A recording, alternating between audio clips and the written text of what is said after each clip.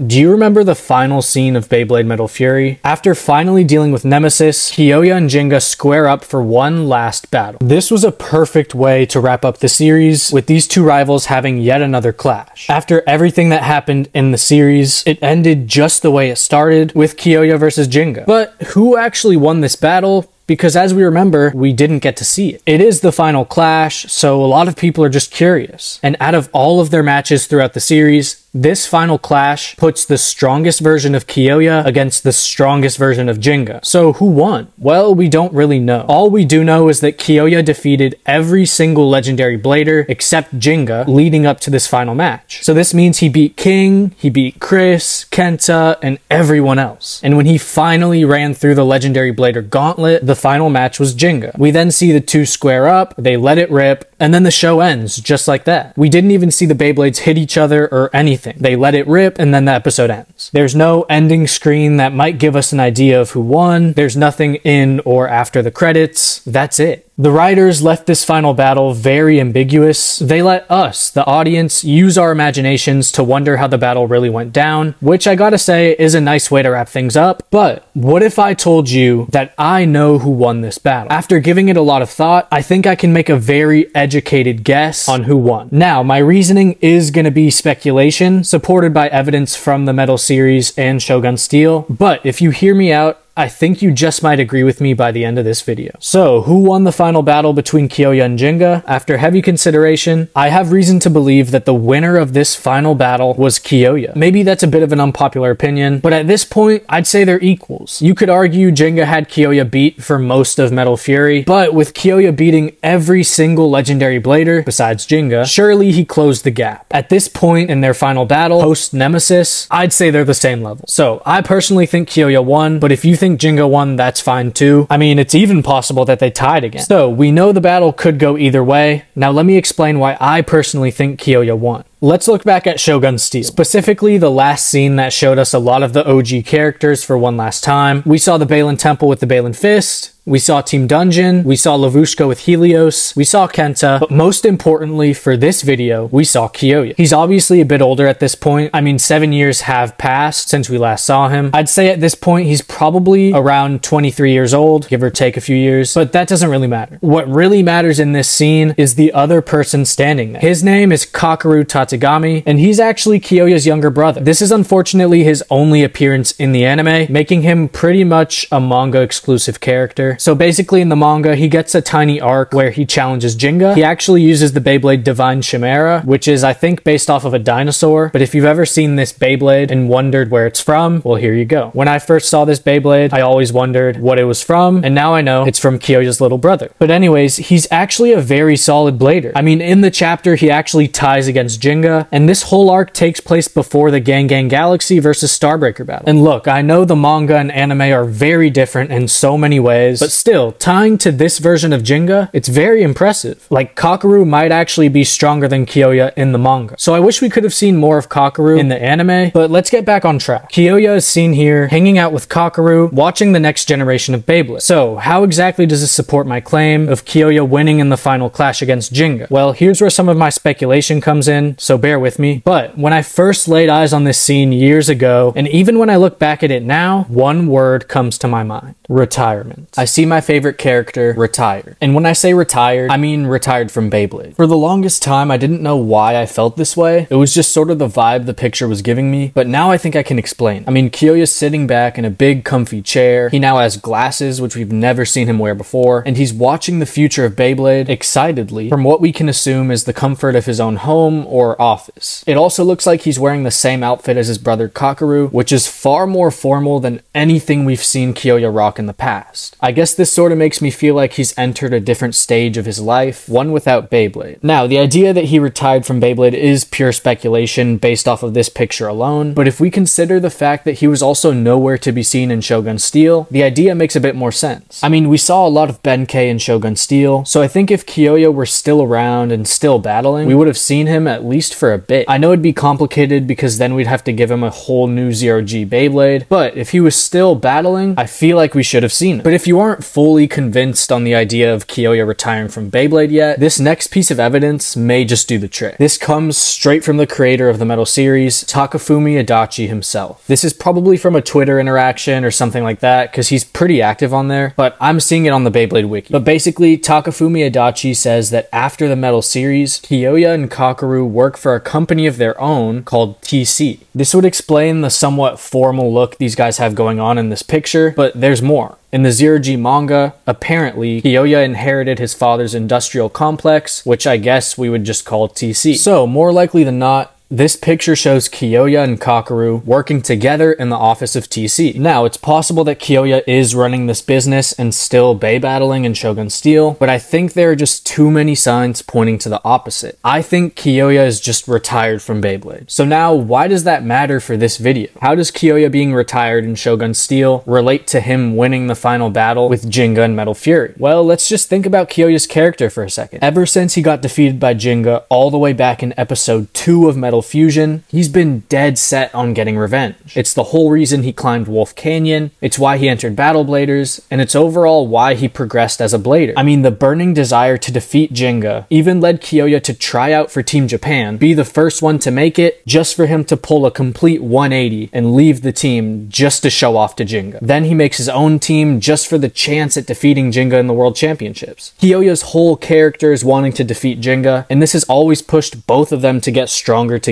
Mix that burning desire to defeat Jinga in with Kyoya's iron will, and I don't think he'd ever give up. We see how hard Kyoya trains. I mean, this guy was ready to fight wolves and real-life tornadoes just so he could get more power to beat Jinga. It's to the point where I genuinely think that Kyoya would never stop battling until he defeated Jinga. I mean, how could he? There's just no way he could retire without completing his ultimate goal of finally defeating Jinga in a battle. So if he really is retired from Beyblade in Shogun Steel, then that means he would have to beat Jinga at some point. There's just no way Kyoya would even think about retirement without beating Jinga. So this final battle, I think it would have been very back and forth, but I ultimately think Kyoya won. And at this point, the goal he's had for the entire duration of the series would be accomplished. And honestly, it's not crazy to say after this, Kyoya could call himself the strongest blader in the world. I mean, he beat Jinga, Ryuga and Rago, they're not around anymore, and he beat every other legendary blader. Kyoya would now be at the top of the Beyblade world, and I'd imagine he wouldn't retire right after this win.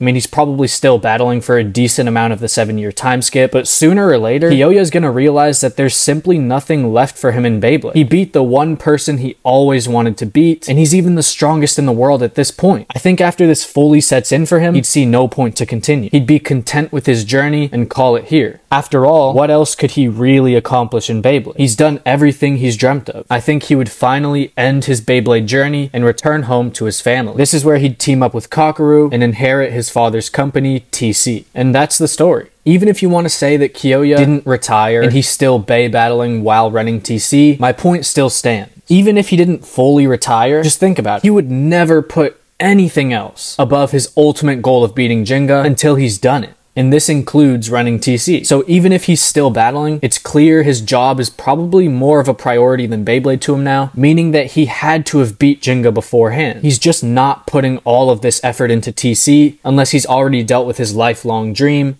of taking Jinga down. So let's recap. I'm basically arguing that Kyoya beat Jinga in that final battle because in Shogun Steel, he clearly has other priorities and he stopped his Beyblade journey, which is something we know Kyoya would never do unless he finally beat Jinga. So what do you think? Do you agree with my reasoning on why Kyoya won? Did I convince you if you disagree? Or if you still think Jinga won or that they tied, let me know why in the comments. I'm really interested in hearing different perspectives on this. So let me know. I also thought it was pretty cool that Kakeru played a role in this video. He's very underrated, and maybe he could get his own video one day. But that's going to be the video. Thank you so much for watching. Let me know what you want to see next, and I'll see you in the next video.